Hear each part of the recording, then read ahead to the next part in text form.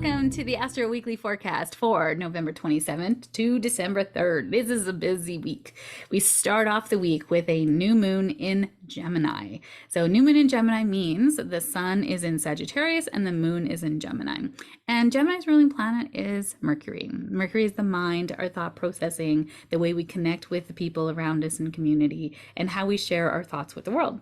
And so right now, and something I didn't mention last week as I was doing the forecast for my Astroflow community, I realized as of November 25th, Mercury is now in retro shade, meaning that everything that you do between November 25th and December 13th, when Mercury goes retrograde in Capricorn, is going to be redone, reviewed, realigned, seen again. So now is not the time to start something new. Now is not the time to try to make big plans for 2024. If you hadn't done that before November 25th, trust me, any big plans you make now between December 13th and January 1st, and even into January, into like January 21st, you are going to revise it. You're going to say, no, this isn't what I want. I'm going to throw it out. You're going to say, no, I got to do it differently. So this full moon is happening at 4 degrees of Gemini, and Mercury is square to Neptune during this time. So what's happening here is going to be revisited again at the end of December for you. So really paying attention to what's happening in your life. What's this kicking up for you in your life, right? And this Gemini Sagittarius axis is about information, right? It's the information that we get. So the moon is in Gemini. So the information that we've kind of collected, that we've learned from our community, from the people around us. And then Sagittarius, where the sun is our vitality. And it's about the world at large. Like we want to be a force for change, right? Sagittarius is a wonderful energy for manifestation, for, big ideas, visioning for the future, optimism, adventure. And opposite Gemini, there's this kind of tension, right? The opposition is tension. We're trying to find a balance between these two. But adding more spice to this mix is Mars. Mars is moving with the sun. Mars opposite the moon is frustration. It's anger. Mars is our egoic will to move forward. It is being blocked right now. And it is being blocked with our heart. with our intuition, with our emotion. I laugh because it's like we do it to ourselves, it's like it's not like somebody's trying to stop us. It's we do it to ourselves. Everything you see out into the world is happening within you, right? You are the micro of the macro. So when we have this tension between Gemini Sagittarius, this is an information axis. We've got all this information and we're doing nothing with it, right? It's like righteousness and being responsible, and we want more information. It's like we're feeding this machine things that's not helping it, right? So what's happening with this is going to be frustration. So Monday, the week is not going to start off great because if you're untethered, or if you're surrounded by untethered people, there's going to be frustration there. Now, the new moon is happening at 2:16 a.m. Mountain Standard Time. So it's also going to spill into the Sunday before. So just noticing if you're feeling more irritable, more sensitive, more emotional, just going for a bath, going for a meditation, grounding yourself before you go to work on Monday, really seeing when other people are being triggered. And if you're feeling triggered, do a practice that helps you to come back into self. And if you're being triggered because somebody's doing something, I would journal on the trigger, because that's telling you about something that's unhealed within you, right? Do you feel unacknowledged? Do you feel abandoned? Do you feel like people don't appreciate you? Where did that come from? Your family? Was that when you were little? Right? Because that's where the healing is, not with Joe next door. That's not going to help you. Blowing up at him isn't going to fix your daddy issues, right? So noticing what is coming up. This is an opportunity for healing always when we get triggered. And then adding a little bit more spice, because it wasn't spicy enough, is a square to Saturn. So that's called a T-square in astrology, where we have these two, opposing forces, the moon in Gemini, the sun in Sagittarius with Mars. So that's that energy, egoic will. We want to move forward, but we're feeling blocked because no one's acknowledging us, because our moons are emotions, right? And then we've got this square to Saturn, which is about and we're trying to be responsible, but it's just not working. Or we want to be responsible, but nothing is happening. Or we're not being responsible to taking action in our lives. We're just sitting in this righteousness, or in this, you should know better, or you should know what makes me sad. Like that whole piece of everyone should know about you. And no one's thinking about you. When someone cuts you off in traffic, they're not thinking about you. They're not. They're in a rush to get somewhere, and they misunderstood how fast they're going to go. Or maybe they perceived a slight from you and they're trying to get it back. Nothing happens. Nothing good comes from that, right? So during this full moon, you're going to feel very triggered. And what's missing in this full moon, because when we look at a T-square, it's missing the other side to make an actual square. And the missing leg is the Virgo. Virgo is about details, about organization, and about being of service. So where can you add details to your plan and be of service and start to kind of move into something that takes action on this, right? Not just sitting in this, I know lots of stuff piece. Another way to put this is you take a lot of courses, but you don't do anything with it, right? And you are so responsible that you're sitting in the information axis because you want to make sure you know everything before you go out to serve people. No, that is not the way. You learn as you serve. So you need that piece of it too. Now, because we're in Mercury retrograde, from November 25th to let me take this thing out. And this is show you that I do not edit. This is a one take. So from November 25th to December 13th, we are going to be in retrograde. That is, everything you do between November 25th and December 13th will be revised again. So if you're making plans, you have big things for your business, or you're planning vacations, I would definitely not plan a vacation for next year during this time. Now, I do realize it's falling between that it does fall between the Black Friday deals and all that kind of stuff. So there's some wonderful deals to be had. And I would just say stay off making detailed plans until after about January 21st. That's what I would recommend. You can do what you wish and see what happens for you. It's all a living experiment, right? So at this time as well, during this full moon, there is a square to Mercury square to Neptune. This is like extra retrograde. You will not know, the information that's coming to you isn't accurate. You cannot see things as they are. You might see them as you are. Right, so you're not seeing the truth of things. This is a highly charged time with that Mars in the mix, and this is a lot of propaganda, and gossip is not going to go well now. And lots of propaganda, you can't see the truth of what's happening. So do not make judgments of what's happening now. So interestingly enough, all the moons go through cycles. So the last new moon in Gemini was in June 18th, 2023. So look back to see what intention you set at that time. So highlighting communication and learning, seeking balance between your rational mind and your intuition, as misunderstandings and deceptions may arise. Prioritize clear, transparent conversations and responsible decision making during this time.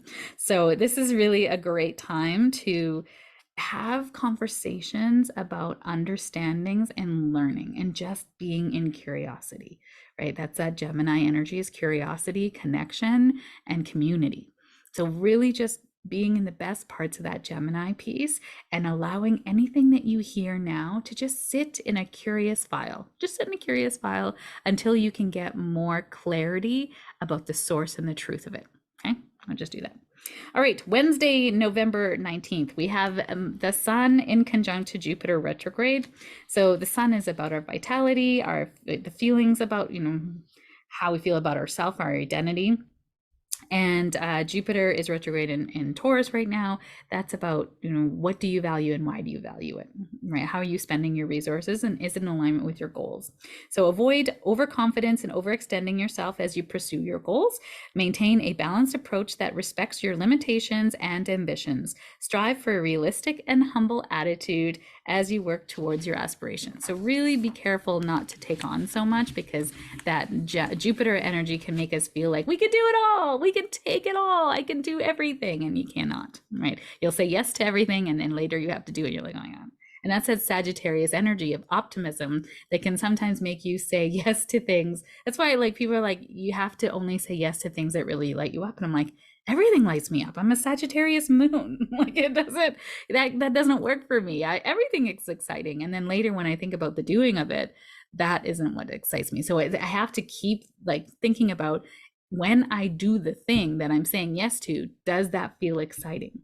Or is it the excitement that's in the opportunity? Because sometimes we can get caught up in opportunities versus the actual spending of the resources to do it, the time, the energy, the awareness, and it taking you away from other things that you're no longer available for. So something to keep in mind. All right, so Thursday, November 30th, we have Venus in conjunct to Neptune. This is confusion in relationships. This is not, the residual from Monday is kind of continuing here, where you cultivate empathy and compassion in your relationships. That's going to really help you. But be cautious in idealizing partners or situations. Maintain a clear perspective and grounded approach to your romantic and creative pursuits, and use this energy to create more authentic and heartfelt connections while staying rooted in reality. Rooted in reality is the theme of the week, y'all. So, yeah, doesn't feel so easy with some of this energy coming up this week. All right, on Friday, December 1st, Mercury moves into Capricorn. Now, these are, remember, degrees in which we are going to move over, things again with the retrograde.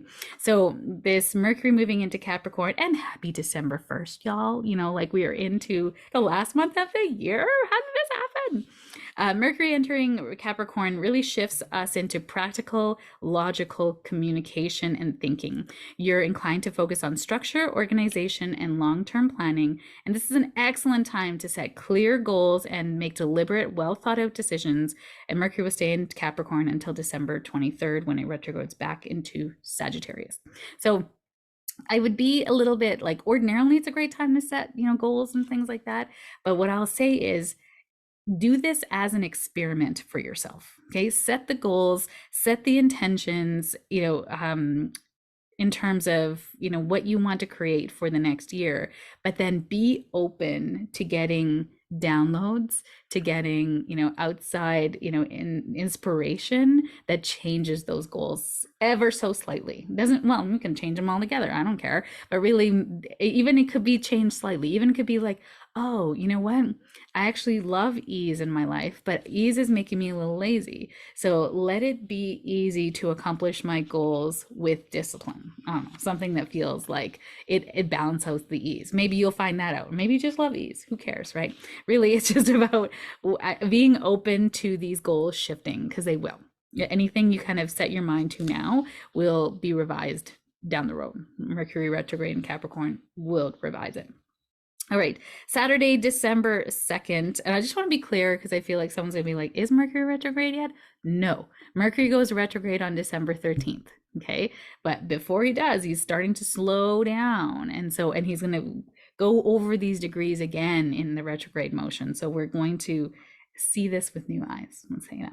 All right, Saturday, December 2nd, we have Mercury sextile to Saturn. This is a great energy for getting things done, right? Your mind and your communication, your thought processing, and Saturn is about responsibility. So your mental faculties are sharpened and enabling a heightened capacity for concentration, problem solving, effective communication. So this is going to clear up all of the confusion that happened earlier in the week, okay? So again, if you took action and you told somebody what's what on Saturday, Friday, Saturday, you might feel, oh my God, I shouldn't have said that. And then you have to kind of atone for that, or not. It's up to you. I mean, I'd say when you figure out that you're in the wrong, you got to say something.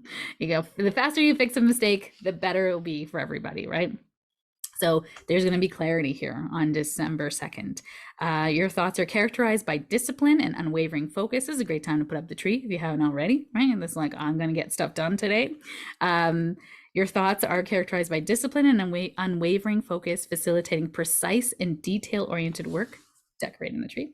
And it's a particularly auspicious time for tackling tasks that demand methodical attention and unwavering dedication. This transit also supports structured thinking, making it easier to plan, organize, and execute your ideas with precision. It's a time now when words carry weight and your thoughts can lay the foundation for long-lasting practical endeavors. So be careful what you say.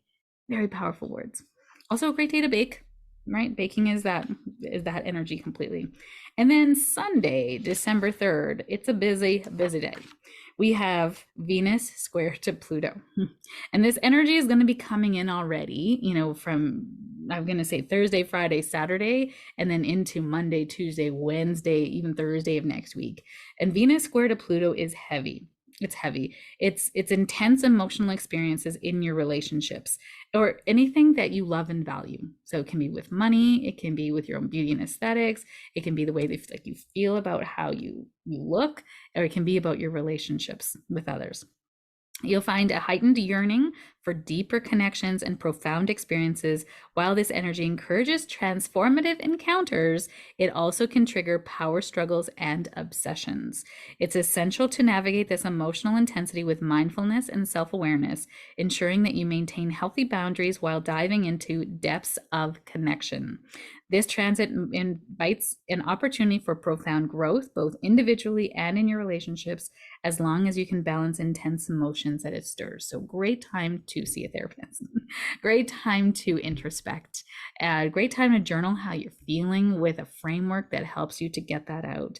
And I'm telling you that this Venus square to Pluto is going to bring up things about relationships in your life that have started long before today. Long before today. There's a grief that's going to be stirred up by this.